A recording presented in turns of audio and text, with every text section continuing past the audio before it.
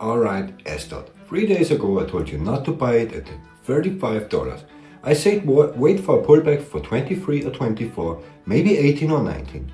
I said that upper wing was distribution, and the stock did something I did not expect. Let me tell you exactly what I got right, what I got wrong, and what you should actually do now.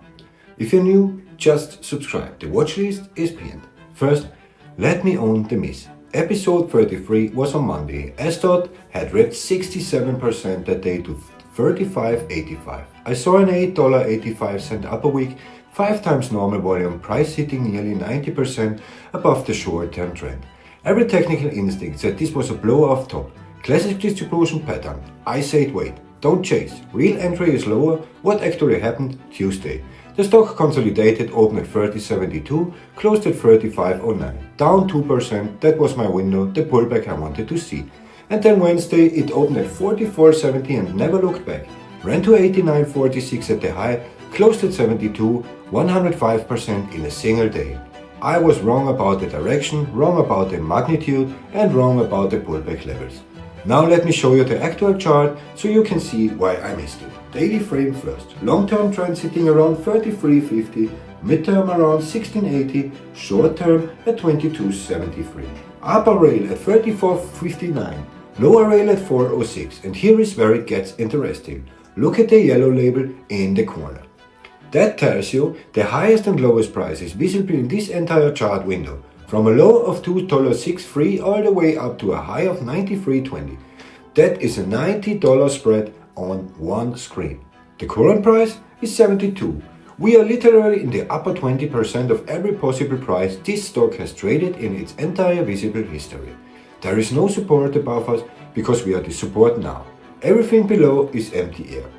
The hourly chart confirms the insanity. Long term at 17, mid term at 25.78, short term at 43.17, price between 71 and 89 depending on when you look. Again, check the yellow labels, high of 89, low of 82. Another $80+ range, the black dashed upper rail sits at 23.15. We are 3 times above it, 3 times. This is not a stock in a channel anymore. This is a stock that left the building, set fire to the exit, and is currently flying through open sky. Now let me tell you what I actually got right, because there's a lesson here. I said, if the catalyst was real, a retest of 40 is possible. The catalyst was real. SDOT Group completed a $12 million acquisition of a UAE-based commodity trading firm called Anira Consulting. The stock didn't just retest 40, it vaporized 40 on the open and never looked back. So the framework was directionally correct. My mistake was underestimating how much momentum a small float stock can generate when a real deal hits the tape. With turnover rates at 650% daily, meaning every share changes hands 6.5 times. This is not a stock, it's a casino. Here's what matters now. SDOT closed Wednesday at $72. After hours, it was already at $63.51. That's down almost 12%. The deal that drove this is real, but the fundamentals are ugly.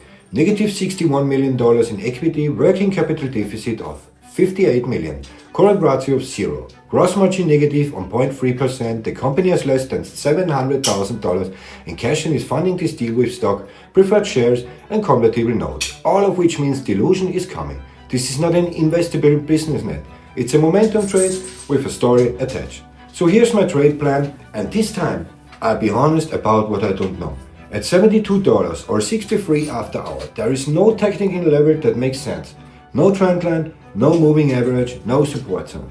The stock has run 236% in 3 days. The daily ranges are $40 to $50 wide. Anyone who tells you they know where it is going tomorrow or guessing, if and is with profit, respect it. Take some off the table. Do not assume $89 was a speed pump.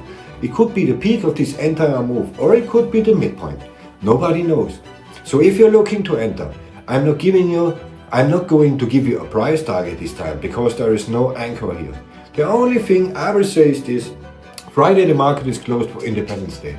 Thursday is the last session. Thin liquidity means wider spreads, more slippage and more danger. Whatever position you're considering, seize it at the half of what you're drinking. This thing can move 20% against you before you blink.